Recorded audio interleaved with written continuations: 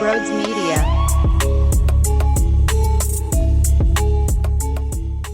You gotta be kidding me. I'm going to start this show off by reading a tweet from Sheil Kapadia who sums up this Phillies team perfectly. The 2023 Phillies go from "these guys are killing me" to "they're winning the World Series in a span of 35 minutes like 3 times a week." And that's exactly what we just saw in a weekend series where they fell 2 of 3 to a gross Washington team. And on Friday, do we have to relive that? Unfortunately, I have to put you through that time again. You have a 6-1 lead. You waste a great performance from Kyle Schwarber. I mean, one of the greatest hitters in the history of baseball hits 2 home runs in the game, but it's a loss, so you forget about it. It's gross what happened. Lorenzen, he went 3 1/3, allowed 6 earned runs. He got shelled. Now, you want to yell at Rob Thompson for how they handled him after 120-plus pitches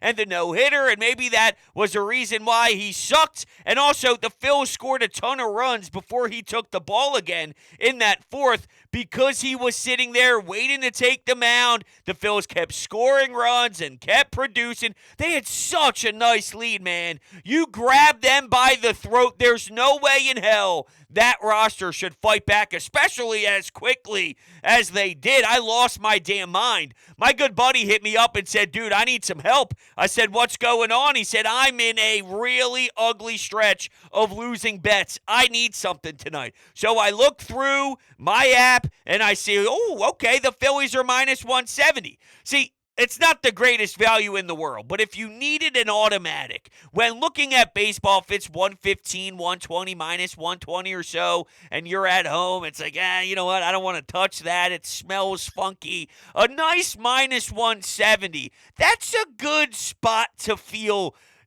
decent. And that's on the road, too, so factor that in, even though there's no such thing as fans in Washington, D.C.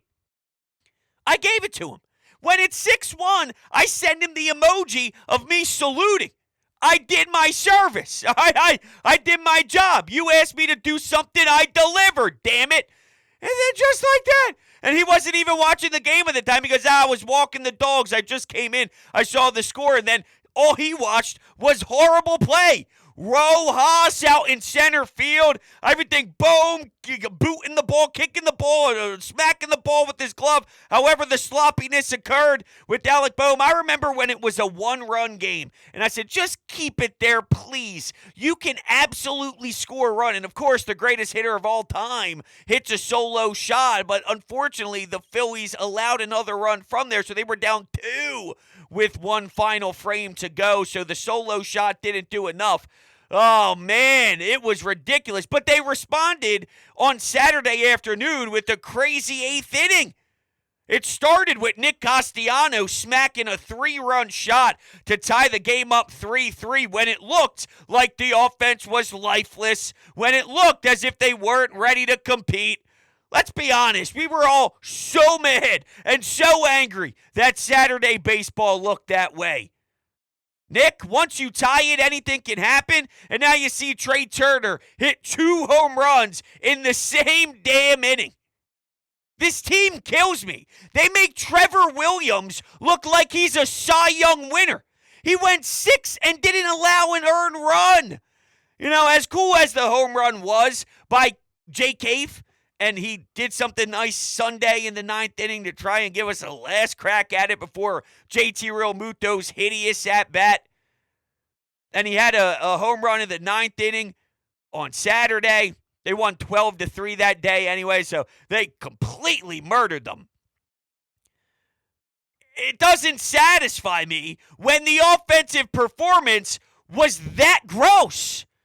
Man, what a waste. Sunday night baseball, and selfishly, because I record after the show, I'd rather it be 1 o'clock, so then by the time it's 4 or 5, it's the evening, I'm finished, and I'm wrapped up for the night. But look, it's the Little League Classic. You saw the phenomenal moment of Bryce Harper, Kyle Schwarber, Trey Turner celebrating in the stands when Delco ties it up 2-2 with a nice hit up the middle. That was such an awesome thing to watch. It truly really was. And it's like, hey, man, we're feeling good. You know, it's going to be a main focus broadcast, and there'll be different elements to it. Your team is a part of it. Enjoy it. All the eyes are on you.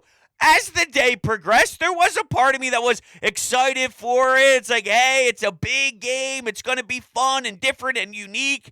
And I witnessed crap. Zach Wheeler, while 7 innings is good length, especially when all those hits happened in the beginning, that first inning allowed the Nationals to set the tone and get comfy. I think there was a lot of pressure. Now, you should have enough talent to eliminate that pressure and start scoring damn runs. But you can't have Zach Wheeler getting smoked around the diamond like that. The bigger issue was the offense. I just like my star and my top guy to look better than that against this team. And the numbers will tell you that Zach Wheeler's got an issue right now, man. When he sees that logo, when he sees that team, he folds. His ERA is through the roof. You're way too good for that. The team needed this win. They did. You can't lose a series to this team. All eyes is on San Francisco, and I hated that. Before this weekend even happened, I was getting nonstop questions on Twitter, people sliding into the DMs on other platforms. Broads, you thinking of Gabe Kapler coming? Right? You thinking about him walking in that stadium and the huge amount of boos that are going to be flying in South Philly? You getting excited, bros? Of course, any chance I get to absolutely criticize and crush Gabe Kapler, that cloud, I am thrilled and I'm enamored of the idea. I dream of that shit. I really do. You can't lose sight of what's in the now. We'll get there. When it happens, we'll have fun. We'll enjoy it. It's not going anywhere. The schedule won't change.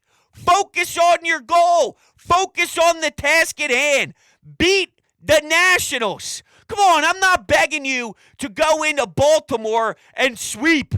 I'm not asking you to do something that's even a tall ask. It's not a tall order here. Beat up on this team. It's crazy. Now, this doesn't include some of the most recent games, but Anthony Sanfilippo looked up this stat, and it's so bizarre, I have to read it to you. And it is really bouncing off of Sheil Kapadia's tweet and how the entire city feels about this team. This is with Kyle Schwarber, okay? So this is where things get really weird. This is me quoting his piece. In the last 25 games, Schwarber has registered a hit in just 6 of them. This is prior to him hitting some of these bombs over the weekend. But Schwarber has registered a hit in just 6 of the 25 games that he was referencing. His batting average in those 25 games is a dreadful 134. He's led off every one of those games. But in those same 25, he has a 360 on base, which is best on the team. In that same time, he's tied for second on the team in runs scored with 15, only 1 behind Harper. And he's third on the team in both home runs and runs batted in during that stretch. I don't get it. I don't get it. It's one of the most wild things I've seen. The team is one of the most unique experiences ever. I sort of wish I could break down why more. I wish I could have the info. That's what makes it even more crushing to the soul, is we'll never know. There's nothing we can do to actually see the correlation on the subject. But what is this? What is this team? Who are they? Why is it always this? Why can't we ever have the greatness? Go kick their ass. Go take 3. Take 3 against the Nats. And I know what they did last year was so damn lethal. I'm talking more about just like getting there. You know, it's like we haven't been there in forever, and we finally cracked the code, but even how they cracked the code stuns us. They lose to the Nats. They cannot lose to San Francisco. I'm aware that they have more left in the tank. I think that they could rise to the occasion. You can't come out flat with no sense of urgency. You're in your own ballpark. A manager who was here that we despise and we truly hate is coming back. And oh, by the way, you guys are going head-to-head in a wild card battle currently. If your offense no-shows and you give us Zippo and you barely get any base runners, and then we see a 3 or 4 inning stretch of 1-2-3 baseball, and you're going down with poor at-bats and just terrible approaches, then who are you? You should know by now who you are, but who are you if you wet the bed? They can make up for this by doing one thing.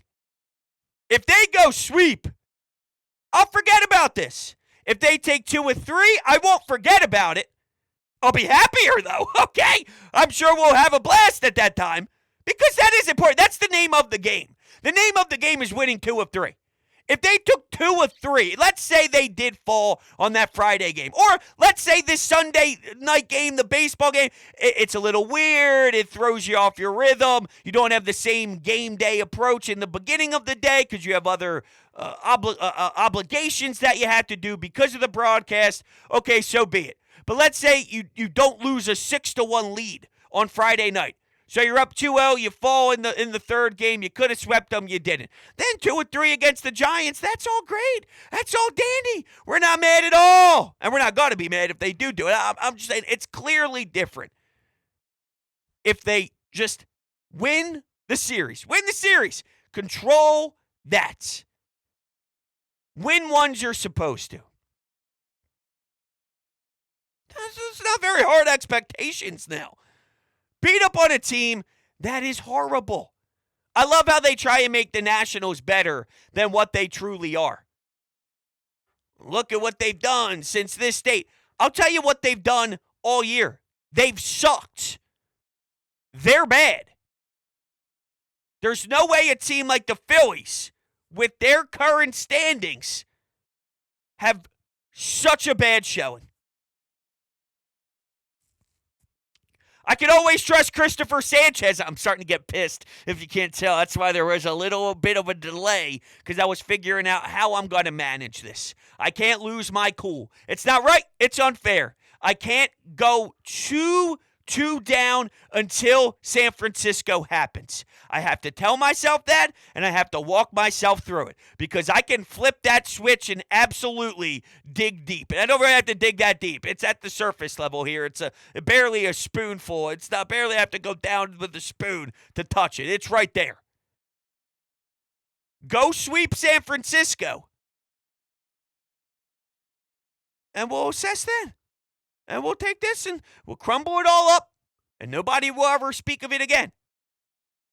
Is that what they're going to do? Probably not. In game 2, back to that barrage of an 8th inning. I just can't believe I'm watching Trey Turner hit 2 home runs in the same damn inning. The defense was not particularly sound that night either. I don't want to alarm anybody. I don't want to give you a shocker, something you're not prepared for, something that maybe you weren't anticipating hearing, but we saw them have costly defensive mistakes all the time. It's unbelievable. Okay, what else is unbelievable is you all are unbelievable, and I love you, and you call into the Anytime Hotline, so I want you to get a chance to speak your mind on what this weekend was for you. We'll run to the phones right now and kick things off. Well, that was embarrassing. You cannot lose series like this to the Washington Nationals, especially down the stretch of the season, the back-end stretch. Zach Wheeler, man, he seems to really struggle with Washington. I mean, 5 straight hits for 4 runs right in the first inning there. And it just had to tell him it. Tried to come back there, the Jake Cave heroics at the end, but couldn't win.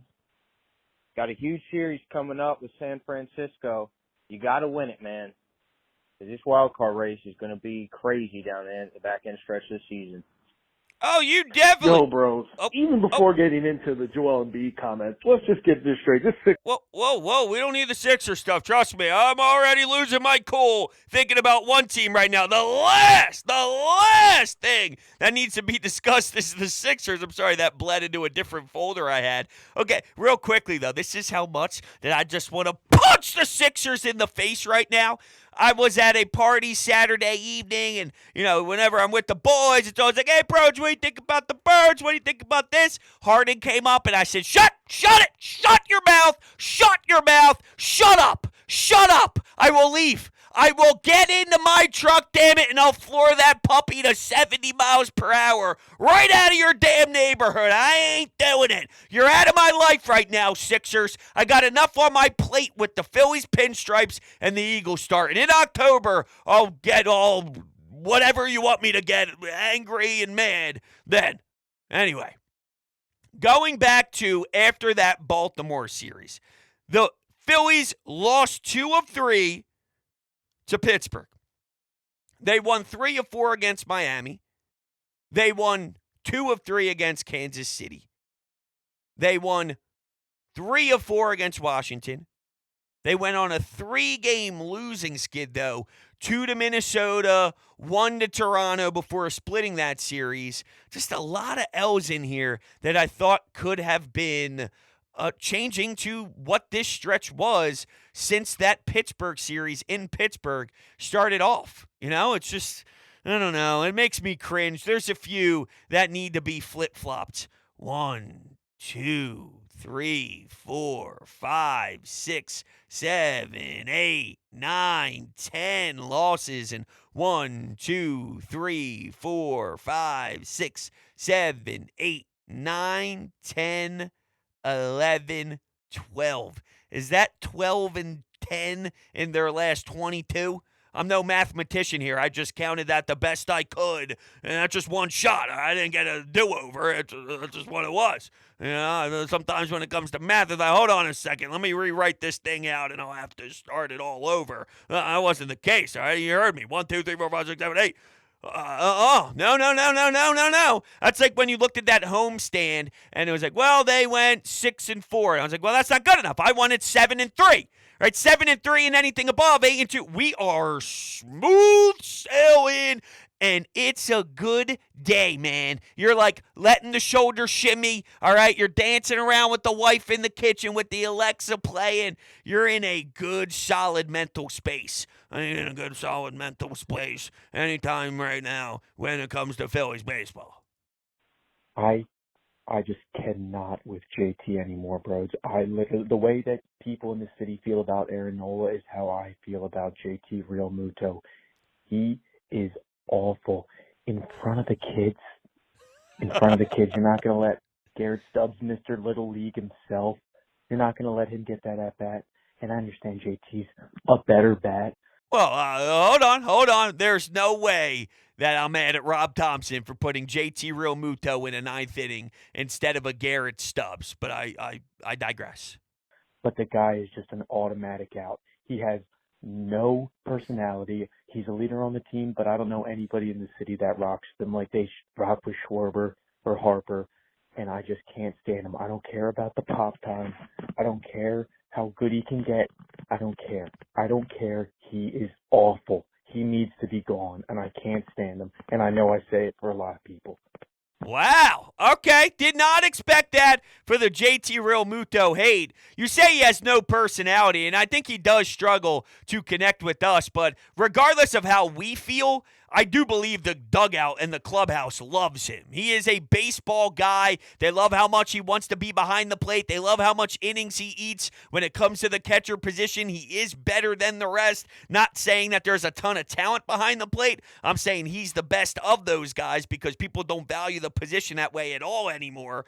With JT, though, I get it, man. Like, I'm with you. I do get it from a general level. He does annoy me, and there are a group of fans that put him on a pedestal and give him so much praise and never knock him when it's needed to be discussed, and they make it that much harder. At times, we have to admit, there is portions of this fan base, because of how emotionally attached they are to the other side, and they disagree, and we do it every day with the Kyle Schwarber thing, right? I'm sure you can't stand listening to me, and the reason why you hate the idea is because how obnoxious I feel about supporting that move, right? I think that plays a role in it. Oh, there is a JT click, and that JT click lets him off the hook too many times for me, and I think it's gross. But ultimately, your hatred for him is probably 5 times, if not 10 times, if not 15, 20 times more than where I'm at with him right now. It's been an underwhelming season.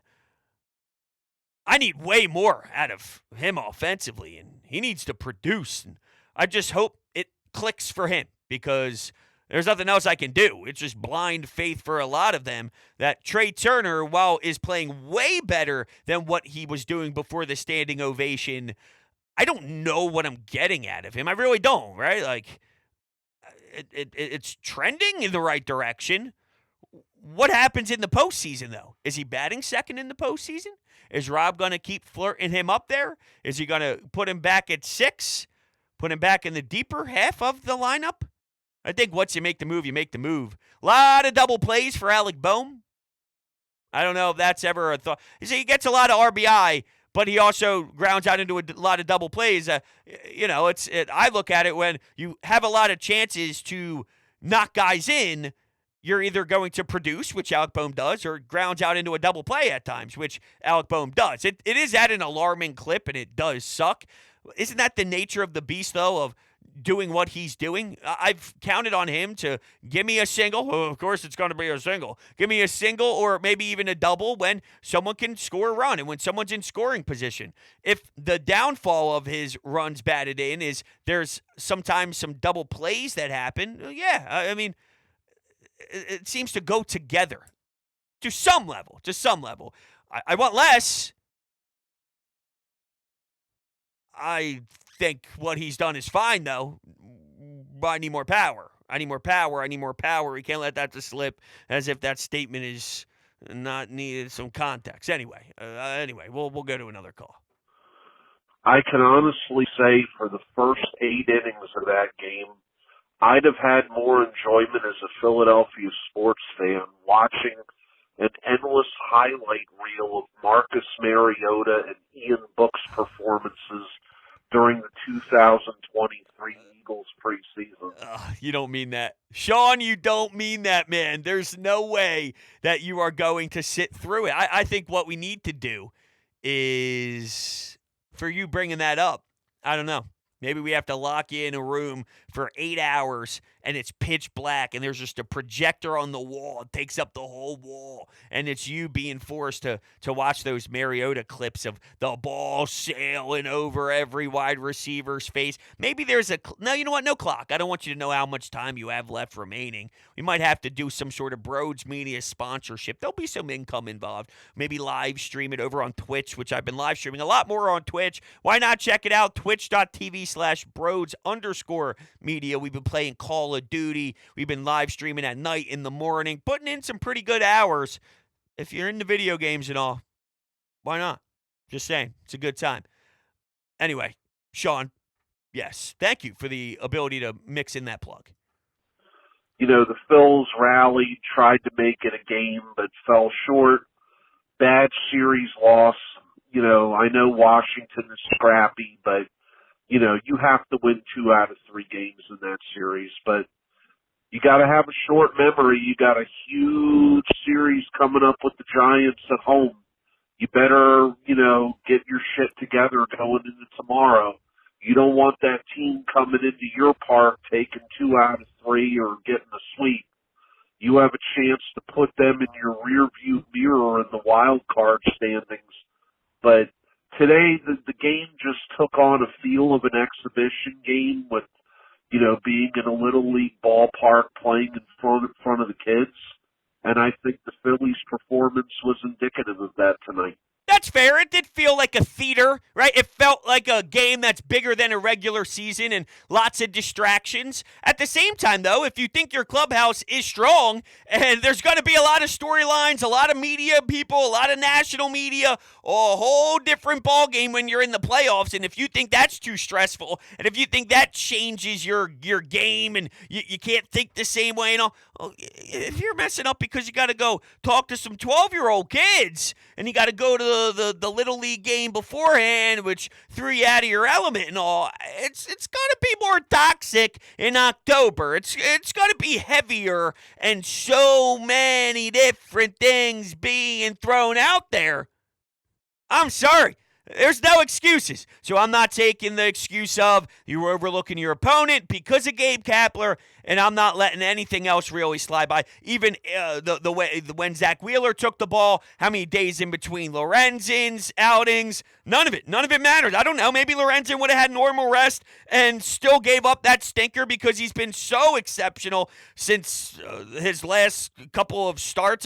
I forget when the date actually started, which is a huge part to the stat and why this would matter is, you had like a 1.1 ERA, 1.11 ERA dating back to whatever start it was. Terrible. This is not a math, not into math, not doing math, whatever. Lorenzen's been great. 1.11 ERA. Was he due? Was he due for an awful one? No excuses. Now this is where we're going to wrap things up. But first, this is probably the strangest part of this all. And I'm holding off on tweeting this for tomorrow because I'm reading the posts of the Phillies fans and they're not ready to turn the page yet. And as much as before the series started and even now, it was so important for me to emphasize doing what they need to in this series, knowing something massive is coming up next, right? The second that game ended, Gabe Kapler's face popped into my head. My hatred and my body, it just started to, I hate that guy. I hate him.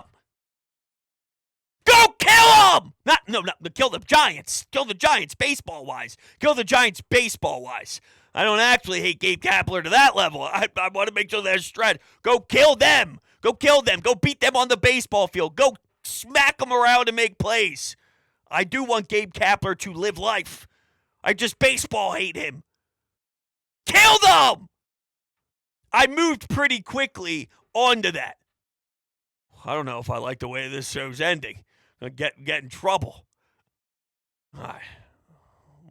We'll stop it now. We'll stop it. Thank you, everyone, for hanging out with me.